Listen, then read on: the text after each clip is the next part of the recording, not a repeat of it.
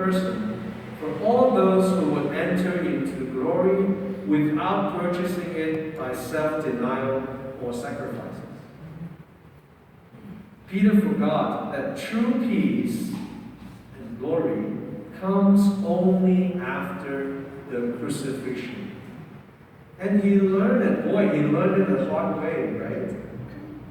He was crucified upside down himself. Yes.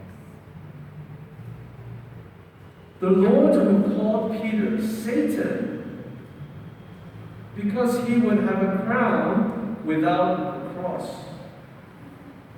now ignored his non-crucial humanism, for he knew that he spoke at random. Lord, you cannot die. You're so important. Get behind me, Satan. Without dying, without passion, without the cross, there's no glory, there's no salvation. Simple. It's a very difficult truth, but we have to sink in this. Whenever we have sufferings, whenever we feel there's something that is not going right, people will still come to confession and say, "Oh, Father, my life is full of trouble. It's not smooth at all. Nothing is working." In the depths of my heart, I would like to say, "Oh, thank God." Well, of course, I'm in a confession, I cannot. Thank God, our lives is full of trouble, so that these people will come to confession. They will come to seek God. If everything is smooth, we don't need God. Nor eternal life. If on earth we are already living like a king in heaven, no need to go to heaven. I don't want to go to heaven if I'm already like the richest person in the world. I have everything in my fingertip.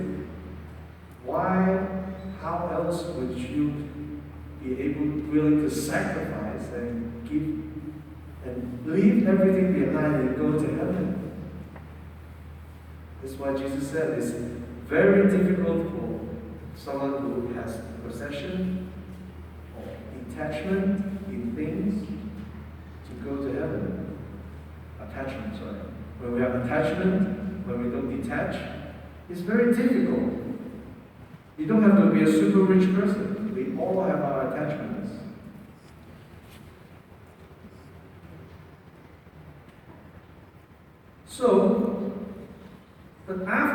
Before Peter has been called Satan by Jesus, but after the resurrection, Peter would know when he wrote in his letter, the 2 Peter, chapter 1, he recalled saying, "But now we were eyewitnesses of his majesty.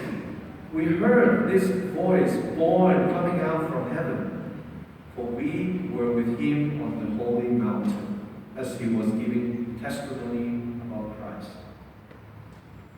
So brothers and sisters, think of this.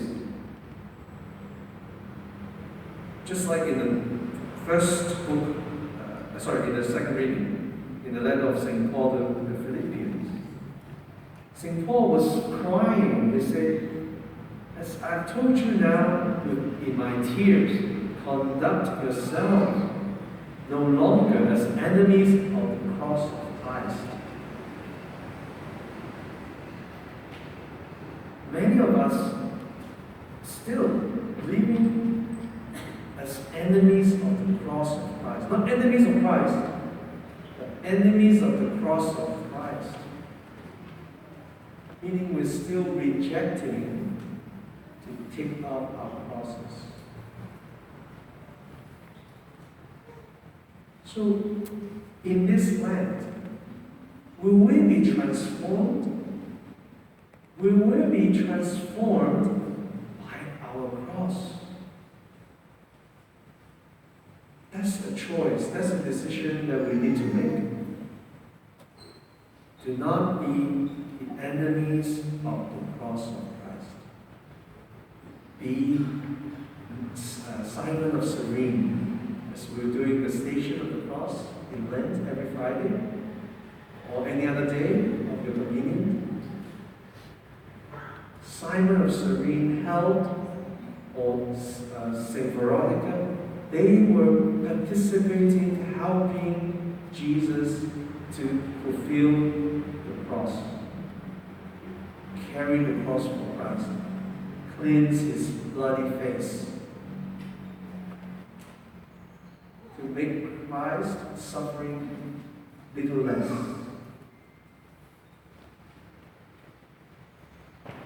We ask Our Lady of Fatima continue to inspire, lead, and teach us how to suffer for Christ, so that His glory and our glory may be fulfilled in heaven.